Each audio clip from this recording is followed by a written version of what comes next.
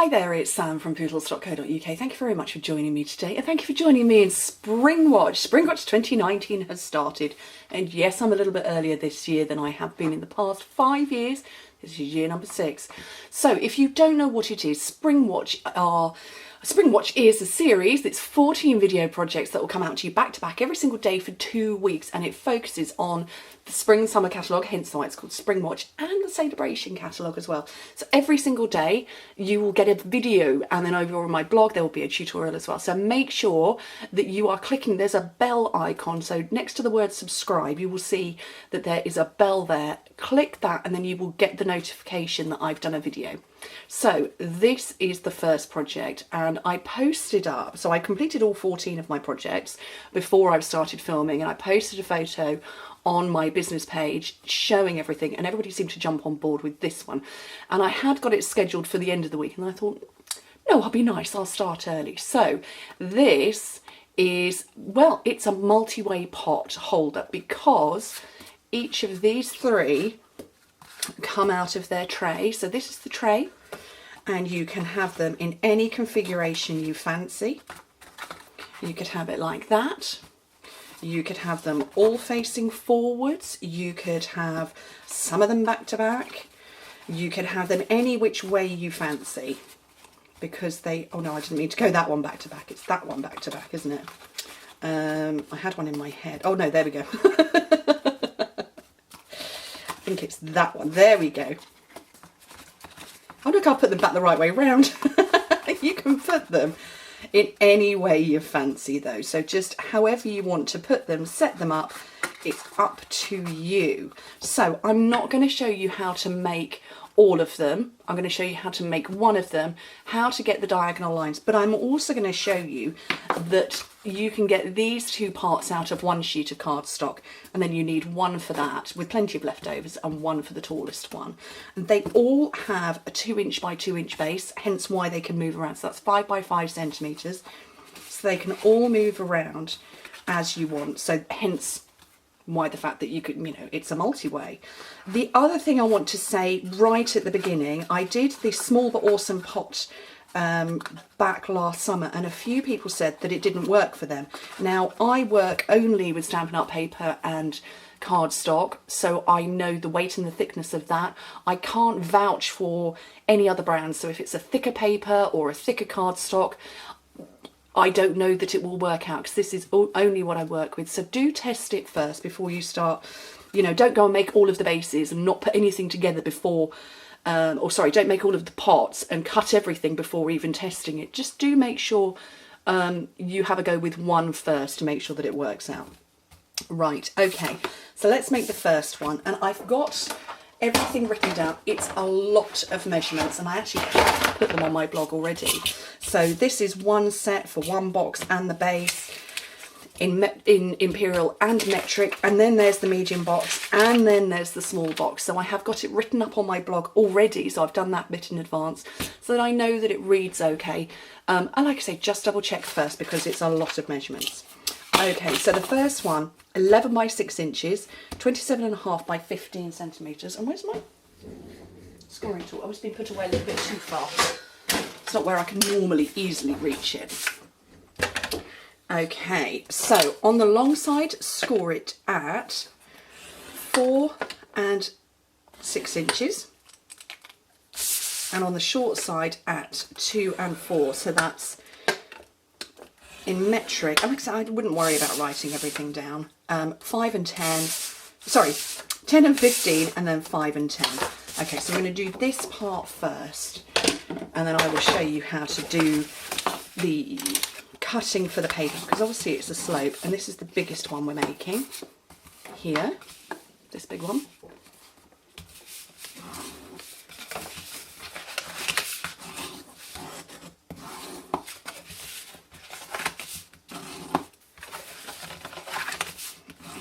Okay, so when you look at it sideways, you can see there's a front bit that's lower than the back, and obviously that's how we're going to create the slope. So hold it this way round and cut into the square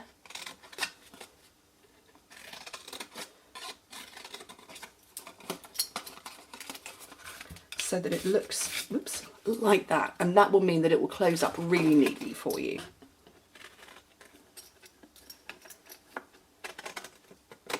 And then do the same over on the other side. And this will be exactly the same principle for all 3 of the pots. Okay, so exactly the same on all 3 pots. You're going to fold this bit up and it's going to stick there. And this one's going to wrap round. Now you could go the other way like that, but what you will have, if you can see on the inside here, I haven't got any seams. I've got a little one just there. So it's covered by the paper. So if you were to put them on the inside, you're going to see that seam. Whether you want that or not is up to you. I preferred it on the outside with barely a little hint showing just there. I wasn't bothered. Okay, so let's get some adhesive on here, and I'm going to use Tombow because I kind of rediscovered it recently. So that bit and that bit, and fold up, and I'm just going to hold that in place, and that one, just for a minute or two to let them stick. And then this one,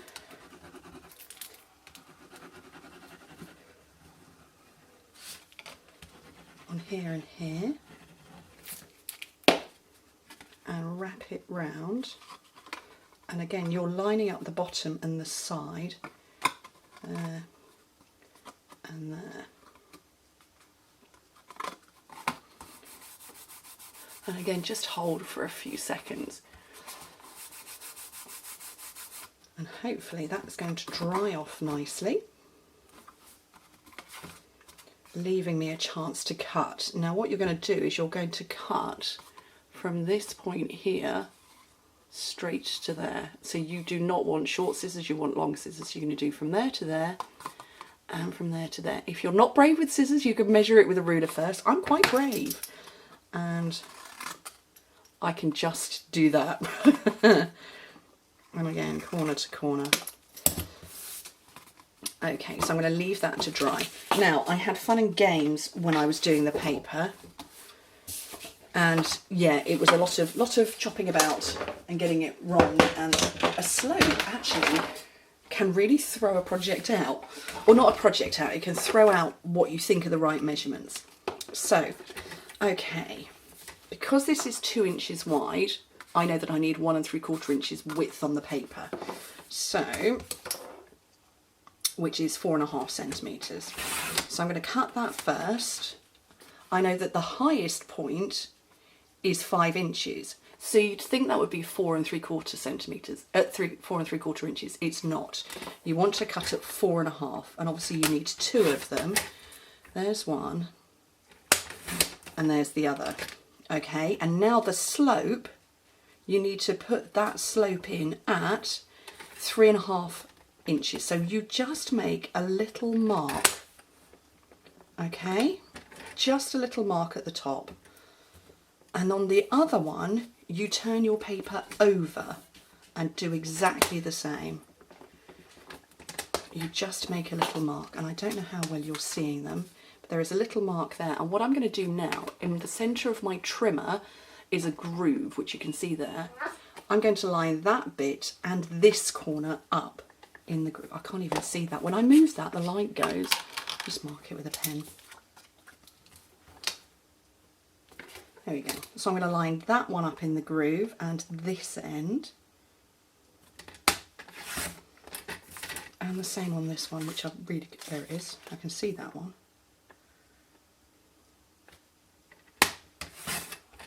Whiz those off, and now I've got them the right way round, and I can put them on here and it all beautifully lines up. And obviously we need front and back as well, so I need more at 1 3/4 inches wide, and I need 1 at 4 3/4 and 1 at 3 3/4, and that's going to be for there and there and that's going to be for that side, and that's going to be for that side. And so I'm not going to glue these now because obviously I've already got one done, so you can see how they fit. Okay, what I wanted to also show you was that the lid, the smallest one and the base come out from the same piece of cardstock. I'll just slot that back in there. So the smallest box, let me get my notes, needs cardstock that is 7 by 6 inches. So I'm going to take the 6 inches here, which is 15 by 17.5 centimetres. So I'm going to take my 6 inches and my 7. So that's the piece we don't need. So that will make this bottom box. But for the base of the cardstock, the base of the project that everything is sitting in, I need 8 1/4 by 4 inches. Now 8 1/4, fortunately, happens to be the width of International A4 cardstock. Obviously, you guys in America, you've got 8 1/2, so you've got plenty of width. So by pure fluke, and it wasn't a deliberate design, just by fluke, 8 1/4, perfect width by 4 inches, of which we've got plenty left over. And that will be the base. I will put the base together for you very quickly. And you score it at 1 inch on all 4 sides, but you do need to shimmy out a little bit. So there's an alarm going off on my phone. You need to shimmy out a tiny, tiny little bit. Actually, you don't. Sorry, you don't. Ignore me. So just 1 inch on all 4 sides.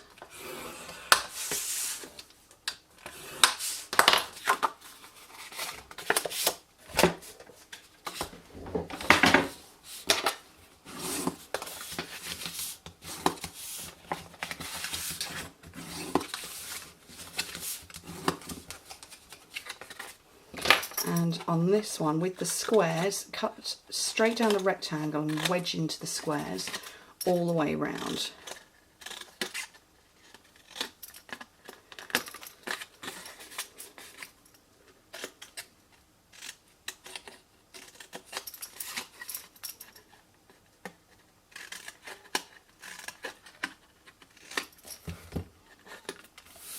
Okay. And then you pop your glue, and I'm just going to use snail for speed, onto the 4 tabs.